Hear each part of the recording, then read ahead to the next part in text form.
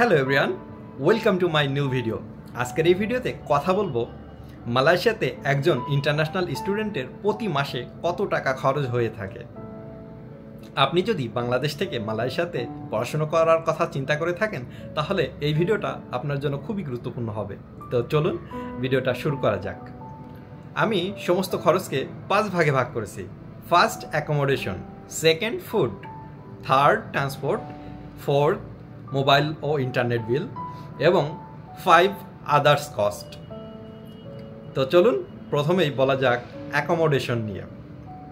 মালয়েশিয়াতে 4 ধরনের বাসা পাওয়া যায়: রুম এ, রুম বি, রুম সি, তাছাড়াও স্টুডিও অ্যাপার্টমেন্ট।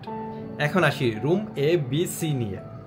রুম এটা হচ্ছে সব থেকে বড় সাইজের যে রুমটা, সেটাই হচ্ছে রুম এ, এবং তার থেকে একটু ছোট সেটা হচ্ছে রুম বি, এবং তার থেকে আরও একটু ছোট সেটা হচ্ছে রুম সি।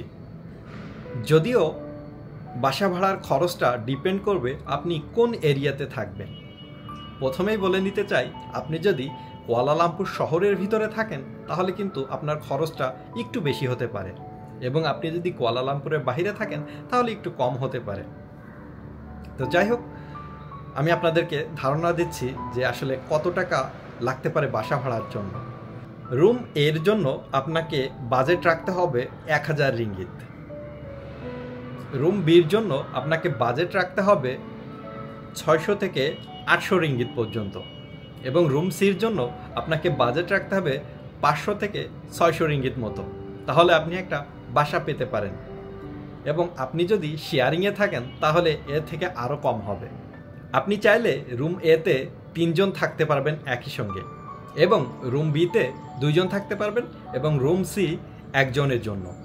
এবং যদি স্টুডিও অ্যাপার্টমেন্টের কথা বলি, সেটা আপনি 1000 থেকে 1200 রিঙ্গিতের ভিতরে পেয়ে যাবেন। কিছুদিন আগে আমাকে একজন কমেন্ট করে বলেছে যে সে বাসা ভাড়ার অ্যাডভান্স দিয়েছে, কিন্তু তার পরপরই তাকে ব্লক করে দেওয়া হয়েছে।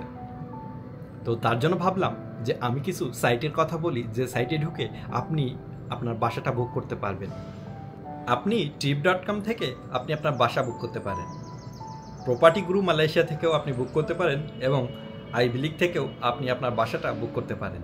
যদিও একটু এক্সপেন্সিভ মনে হতে পারে, তো তারপরেও আপনার যদি কেউ না থাকে তাহলে এই অপশানটাই হতে পারে আপনার জন্য বেস্ট অপশান। তো এবার চলুন ফুড কস্ট নিয়ে কথা বলা যাক। যদিও ফুড কস্টটা ডিপেন্ড করবে আপনার উপরে, আপনি কি ধরনের খাবার খাবেন।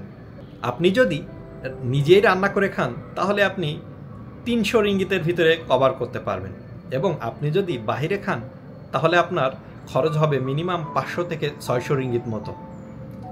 কারণ আমি বেশিরভাগ টাইমেই বাইরে খাবার খাই, তো যেটা আমার কাছ থেকে রাখা হয় 8 রিঙ্গিত থেকে 10 রিঙ্গিত পর্যন্ত পার মিল।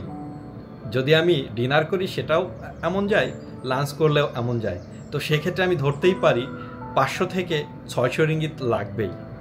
এটা মিনিমাম ধরতে হবে আপনার। ট্রান্সপোর্টের কথা যদি বলি তাহলে এটা আপনি ধরতে পারেন 50 থেকে 100 রিঙ্গিত মতো, এবং আপনি যদি এমন একটি কার্ড নিতে পারেন তাহলে এখান থেকে 50% ভাড়া কাটা হবে। আপনি যেখানেই যান না কেন আপনার 50% ভাড়া কাটা হবে। এখন আসি মোবাইল বিল নিয়ে। আমরা মেইনলি মান্থলি একটা প্যাকেজ নিয়ে থাকি ইন্টারনেটের জন্য, সেটা 60 রিঙ্গিত হয়, কোনো কোনো সিমে 50 রিঙ্গিতও হয়ে থাকে। তো আপনি মোবাইল বিল ধরতে পারেন 50 থেকে 60 রিঙ্গিত মতো।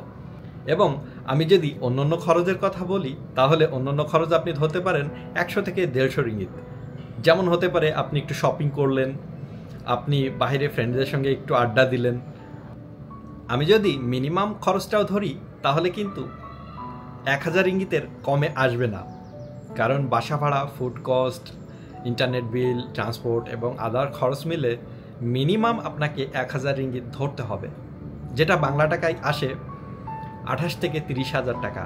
এটা সর্বনিম্ন খরচ আপনার ধরতে হবে। আশা করি আজকের এই ভিডিওটা আপনার কাছে অনেক বেশি ভালো লাগছে।